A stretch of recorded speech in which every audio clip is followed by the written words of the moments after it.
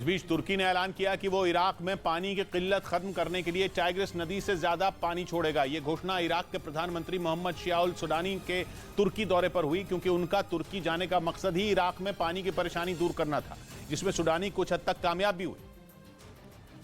क्योंकि तुर्की ने ऐलान किया कि वो टाइग्रिस नदी से ज्यादा पानी छोड़ेगा, जिससे इराक में पानी की किल्लत कम होगी। एर्दोआन ने यह फैसला ऐसे समय किया जब इराक बूंद बूंद पानी के लिए तरस रहा है। वैसे वहां सूखा पड़ना आम बात है, लेकिन जैसे ही तुर्की ने टाइग्रिस और यूफ्रेटिस नदियों का पानी इराक जाने से रोका, इराक के लोग प्यास से तड़पने लगे। क्योंकि तुर्की में करीब 80 किलोमीटर तक बहने के बाद ये दोनों नदियां इराक के उत्तरी हिस्से में एंट्री करती हैं और उत्तरी इराक की सीमा तुर्की से लगती है।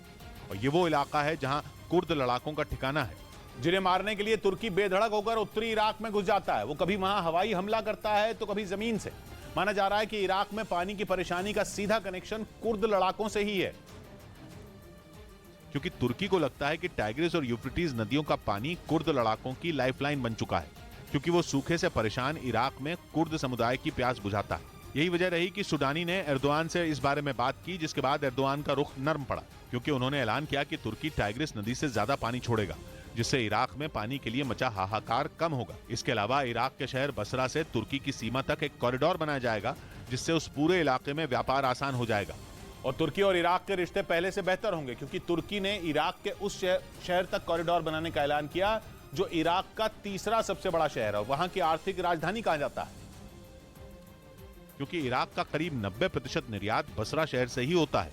बसरा इराक का सबसे महत्वपूर्ण बंदरगाह है, जो टाइग्रिस और यूफ्रेटिस नदियों के मुहाने पर बसा है, यानी उस जगह पर जहां ये दोनों नदियां समंदर में मिलती हैं। मतलब तुर्की की सीमा से इराक के उस शहर तक कॉरिडोर बनाने का प्लान है, जो इराक की अर्थव्यवस्था की रीढ़ की हड्डी है और उन दो नदियों से सीधा जुड़ा है, जो इराक के लोगों की प्यास बुझाती हैं। हालांकि तुर्की और इराक के बीच ये समझौता कुर्द लड़ाकों की कीमत पर हुआ, क्योंकि दोनों देशों ने यह तय किया कि वो आतंकवाद के खिलाफ मिलकर लड़ेंगे, और तुर्की कुर्द लड़ाकों को आतंकवादी मानता है। मतलब इराक ने तुर्की के साथ मिलकर कुर्द लड़ाकों से लड़ने का फैसला किया है, क्योंकि इराक के पीएम ने बयान दिया कि तुर्की और इराक की सुरक्षा एक दूसरे से जुड़ी हुई है, जबकि वो जानते हैं कि इराक में कुर्द लड़ाकों की अच्छी खासी आबादी रहती है। उसके एक इलाके को तो कुर्दिस्तान तक कहा जाता है, और वो इलाका इराक में कंदील की पहाड़ियों के नजदीक है और कुर्दिस्तान वर्कर्स पार्टी का गढ़ माना जाता है। कंदील की पहाड़ियां इराक और ईरान की सीमा के नजदीक फैली हैं और 3000 फीट तक ऊंची होने की वजह से उन पर बैठे कुर्द लड़ाकों तक पहुंचना मुश्किल हो जाता है।